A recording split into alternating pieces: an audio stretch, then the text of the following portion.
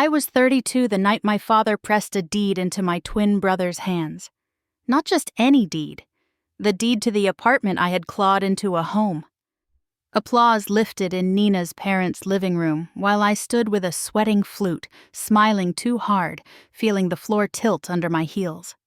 In my family, I'd always been the spare part. Evan and I shared a birthday, but not the weather around us. At 10, he got a bike with his name stenciled in racing stripes. I got enrichment books with a clearance sticker on the back. His B- earned dinner out.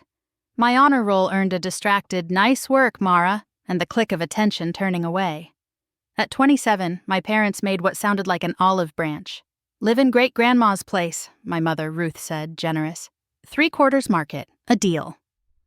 The address was perfect. The apartment itself reeked of neglect. Carpet that sighed up dust. Yellowed walls, a kitchen that hummed when the refrigerator was off. I took it anyway. Hope is a stubborn animal.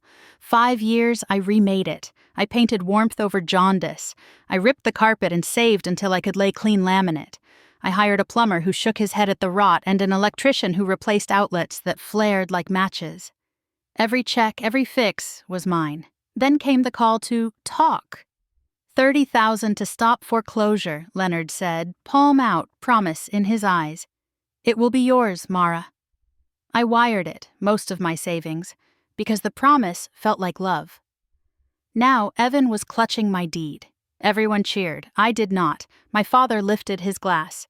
"To Evan," he said, voice rich with pride. "To the future." Then the envelope, then the papers, then the room roaring like a stadium. Evan didn't look surprised. He looked rehearsed. Aunt Lila's voice cut the noise. "And where does that leave Mara?" A hush fell. Faces tilted toward me as if I'd wandered into the wrong movie. My father shrugged. "She's had a good run in that place. Time to move on." My mother's smile was a mercy with knives. "She's resourceful." I could have explained. The rent I paid, the outlets I replaced, the 30,000 that kept their signatures out of default. But a lifetime of swallowing held my mouth shut. I set the flute down and slipped out while the cheers rose again. The text came 2 hours later from Evan. "Move out immediately, 2 days. Something inside me tightened. If they wanted me gone, I would go, and I would take what was mine." I called Olivia, the friend who knew our weather. "Can I crash?" She offered her brother Ryan's bungalow, keys waiting, no rent, utilities. I said yes. Then I opened my receipts. At dawn, a crew arrived.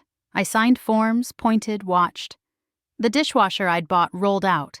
The fridge, the stove, the light fixtures I'd chosen for their soft glow, the bathroom's new hardware, the safe outlets, every laminate plank I'd paid for slid up with a satisfying click. The place reverted to the museum of neglect I'd first met. That night, the movers took my furniture. I sealed the keys in an envelope with a single line. "I've moved out as requested. The apartment is yours now." I slept at Ryan's under a different sky. The calls began at dawn. Leonard barked about property, Ruth cried, Evan promised police. I listened, then let silence work. "I took what I bought," I said. "I have receipts." The line went dead. I still had one lesson labeled mine. 3 years earlier, I'd let my parents use my old car for a while. The registration never changed. A tow truck reclaimed the Civic and delivered it to Ryan's driveway. The messages that followed were inventive. I blocked them all. Days opened like clean rooms. I brewed coffee without bracing for footsteps. I stacked receipts in a fireproof folder and slept 8 hours. When a strange number rang 2 weeks later, I answered. It was Nina. The light had gone from her voice. She'd learned about the 30,000, the rent, the work. She repeated Evan's words, greedy, jealous, and sounded ill hearing them. "I can't marry into this," she said. "It feels like lying to choose it." I told her to do what she needed. A month later, Aunt Lila reported the engagement dissolved, quiet as steam. I sold the Civic for $12,000. I opened an account labeled down payment and shoveled money into it. Utilities only, no rent. Olivia left a plant on my windowsill and a note. "Proud of you." 6 months on, I toured a one-bedroom with new wiring and solid floors. The agent handed me an application. "You seem truly prepared," she said. "I am," I told her. Not because I won, but because I finally stopped asking to be chosen and chose myself.